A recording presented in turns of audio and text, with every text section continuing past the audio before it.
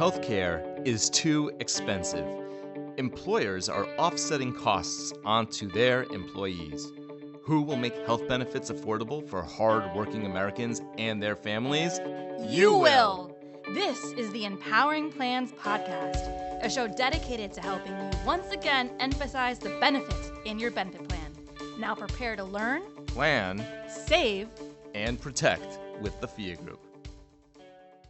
Good afternoon, everyone, and welcome to another episode of Empowering Plans. My name is Brian O'Hara. I am an attorney in the Provider Relations Department, and with me today is Kelly Dempsey, Vice President of Consulting. Kelly, how are you today? I'm doing good. It's a lovely spring gray day here in Cleveland, Ohio. Yes, but it was actually sunny for the eclipse, so that was a win. We were all really nervous that it was going to be cloud covered for the eclipse, and there were definitely some clouds, but it was still visible, and it was honestly way more cool than I had ever anticipated, and I'm really happy that I was in the path of totality. Well, I'm actually here in the Louisville office today, and it's also kind of gray and gloomy here today, but it is April, which means it's spring, which means that baseball is back, and I couldn't be happier because my Sox are off to a surprising start. I don't know how sustainable it's going to be, but I'm riding the wave while we can. Kelly, I think your Guardians are doing pretty well as well. Yeah, I believe Adam said the other day that they have the best record in baseball. So I don't know. I don't know if that's true today as it was on Monday, but maybe it is. Great. Well, I mean, I'm happy because, baseball is really, I would call it essential to my health, really. And, this just kind of reminds me, in the worst segue in the history of all time, about essential health benefits. So Kelly and I are going to talk to you today about essential health benefits. So just as a brief overview, the Affordable Care Act requires non-grandfathered health plans in the individual and small group markets to cover certain essential health benefits, EHBs. And they're items and services in certain benefit categories like ambulatory patient services, emergency services, hospitalization, etc.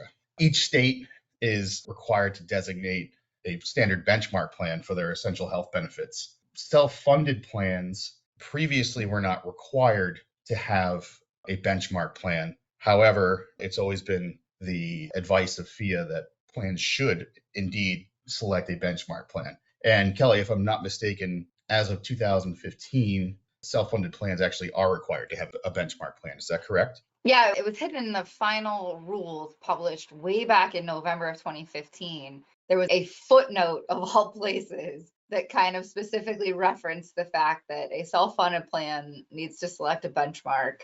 The good news is it can be any benchmark. And then there's technically, I think there's 51 because there are one for every state, plus there's one for Washington and DC. So there's actually 51 benchmarks to choose from. Excellent. My torts professor in law school always said, you have to check the footnotes. That's just, if you don't check the footnotes, you can miss a lot of very important information. Funny that you say that because I actually had a torts professor that hinged a question on one of our tests about a footnote to a case. And if you didn't read the footnote, you would have never known the answer to the question. So it's funny that it was the torts professors that do that. But I also had the same experience with my torts professor in the footnotes that he hid something or a question based on what was in there. And it's definitely crucial. It's one of the reasons why us lawyers look at all those nitty gritty little details. So, yes. Aren't we annoying? Well, back to EHBs. So what is the purpose of picking a benchmark? Well, the purpose of selecting a benchmark is solely for the purpose of identifying which benefits are essential health benefits and which are not. So a self-funded plan is not required to mirror the benchmark plan selected in terms of benefits and or visit limitations. In other words, the self-funded plan does not have to cover all the benefits that are in the benchmark, and it can pick different visit limitations or impose visit limitations that are not in the benchmark. They can pick any benchmark that they like, so it doesn't necessarily have to be the state in which the plan is located or in which the company is located or anything of that nature. Kelly, do you want to talk a little bit about how a plan can pick a benchmark?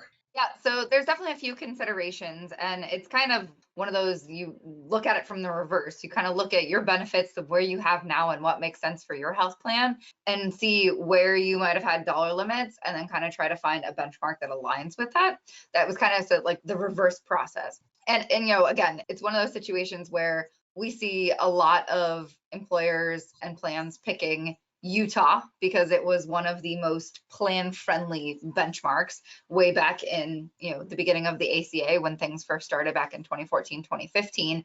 Things have changed over time, and we'll get to that in a little bit, but that was one of the main considerations. We definitely still see some plans, especially those that are maybe non-ERISA plans like cities and school districts, mirror the benchmark of the state they are in, just because in their view, it's a little bit more competitive with what other employers are likely doing in that state. So if they're in New Jersey, they pick the New Jersey benchmark. Again, it's not required, but that has been a trend that we have seen with a lot of non-ERISA plans. But your focus is really, if you have certain cost containment measures and benefit structures based on what you know is utilized and where you need to control costs, you want to find a benchmark that agrees with you on what is an EHB and what is not as EHB. Otherwise, you will have to remove those dollar limits. Great. Well, that makes sense. Now, it's my understanding that there were some new FAQs released recently that speak to essential health benefits. Do you want to talk a little bit about that, Kelly? Absolutely. I'm so happy to talk about this. Yes, we have now had FAQ number 66 issued as of April 2nd last week. So it's definitely been a wild ride. We've had 3 new sets of FAQs in 2024 alone. So 64, 65, and 66 have also come out. 66 is really one of these FAQs where it says a lot, but it doesn't really say a lot. So the moral of the story is, with respect to FAQ 66, is it specifically talking about the rules applicable to the fully insured, non-grandfathered, individual, and small group plans. And there's also the hint in there that the agencies intend to create proposed rulemaking to apply to the large group market as well as self-funded plans. And the reasons why they distinguish between these kind of 4 different segments of plans, individual, small group, large group, and self-funded, is because those are how a lot of the rules are structured under the ACA.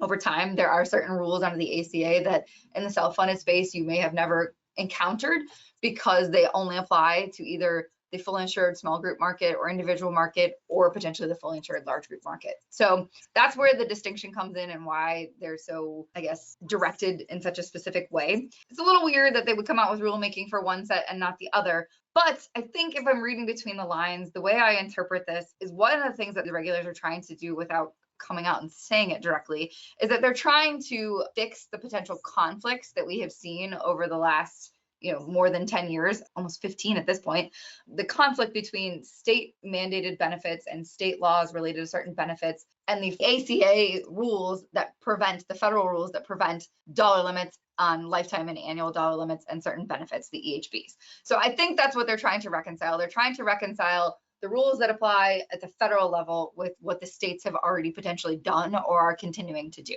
So it's a little wonky, it's a little weird, but basically what this FAQ has said is that those plans, those fully insured individual and small group plans, are required to treat prescription drugs that are covered by the plan in excess of what is on the benchmark. They're required to consider those prescription drugs also benchmark benefits at that point. So no lifetime or annual dollar limits, unless the coverage of the drug is subject to a state mandate. That's the way it's written. That's the rule. Again, it's a little confusing, but again, I think what they're trying to do is fix that conflict between state mandated benefits and state dollar limits on their benefits with the federal rules. So they're trying to reconcile those things. Yeah, it's clear as mud to me. I don't know about you. It is definitely weird. And, it's one of those things that, again, it says a lot without saying a lot. I think in a more practical application, historically, we have seen in some cases the EHB as essential health benefit definition includes prescription drugs. However, there's been some loose interpretations over time that if a specific type of benefit is not considered a EHB, that the prescription drugs associated with that type of treatment or benefit would also not be an EHB. So I think the one example that I can recall, discussing at some point was like fertility benefits, any sort of prescription drugs that would be associated with fertility benefits. So if the state said that the fertility benefits are not an essential health benefit, the plans have kind of interpreted that the prescription drugs associated with that infertility benefit would also not be EHBs and potentially might be subject to dollar limits. It was one of those things where it was kind of towing the line of the interpretation of the rules. Phia has always kind of taken a very conservative approach and said that prescription drugs are prescription drugs. The EHB says prescription drugs are an EHB. We don't recommend dollar limits on any prescription drugs. That was kind of our very narrow, very conservative approach to these rules. And we've seen, obviously, plans get creative and try to, toe the line of what makes sense. So I think this is, again, it's reconciling the interpretations that we've seen out in the industry, as well as what's happening at the state and federal level, trying to reconcile those things, which is interesting. Now, if anybody wants to read these FAQs on their own, this is available on the Department of Labor website, I believe. Yeah, I think it's on the EBSA website specifically. All 66 of them are on there. They've got their little stars and caveats related to which ones have overruled or modified other ones. So it's important to also talk about what else has changed in the EHB space over time. This is definitely something that has been fluid ever since the essential health benefit rules were issued and started applying way back in 2014. Every couple years, states would reassess their benchmark plans. And as of 2020, the way that states adjust their benchmarks plans has changed, but it doesn't change the fact that they are still changing and modifying over time. So if you picked Utah way back in 2014 or even 2017, which is kind of one of the older iterations, that benchmark back in 2017 could be very different than it is now. I did specifically look at Utah just because that's what we said is one of those plan favorable states that we have looked at historically. In a line by line comparison, I only saw one benefit that was not an EHB back in 2017 that is now an EHB, and that was nutritional counseling. I have a lot of theories on why that is, but that one is definitely flipped. It's potentially, related to the preventive care requirements, and obviously the fact that as a society we've become more focused on nutritional type benefits and fitness and health. It's been kind of a trend across the United States. Not a bad one. The other thing that I noticed that was one of my main observations was that the 2017 benchmark was only 3 pages long when it came to like what was covered and what was not covered. It's now 10 pages. So they've added a lot more detail. So there's a lot more line by line items that are articulated and much more specifically than they were back in 2017. In 2017, it was kind of very high level, broad categories. Now they go into a lot more details. And that's the other thing that I found neat. At one point in time, you couldn't find all the history of the old benchmarks on the internet. Now they're all there. If you go to the CMS website regarding essential health benefits, you can see all the benchmarks for all the years. The ones that are on the main page are the current ones, but there are links throughout the different parts of the page that will take you back to the old benefits. So you can look at the different version histories, which I thought was actually pretty neat. So lots of information out there, but obviously the moral of the story is if you need help dissecting and understanding these or comparing one year's benchmark to another benchmark or reevaluating those, that's something that Phia can help with. And it's something that we obviously recommend when you're looking at your benchmarks and when you're looking at your plans. We suggest an annual review and potential revising of your plan on an annual basis. This is also one of those things that needs to be included in that review, is a review of your benchmark, where you're at, and making sure that it's still accurate based on the benchmark you picked. And if you need to adjust based on where you have your dollar limits. So lots of good stuff. Again, it's one of those FAQs that kind of started the hamster spinning in the wheel to figure out where they're going with this. Unfortunately, as usual, we are still awaiting more guidance as to how it specifically impacts the self-funded plans. But at this point in time, I think the moral of the story is start planning, because this rule is coming in some version, and it's something that we need to be prepared for as we, are almost somehow halfway through 2024. I think that's good advice.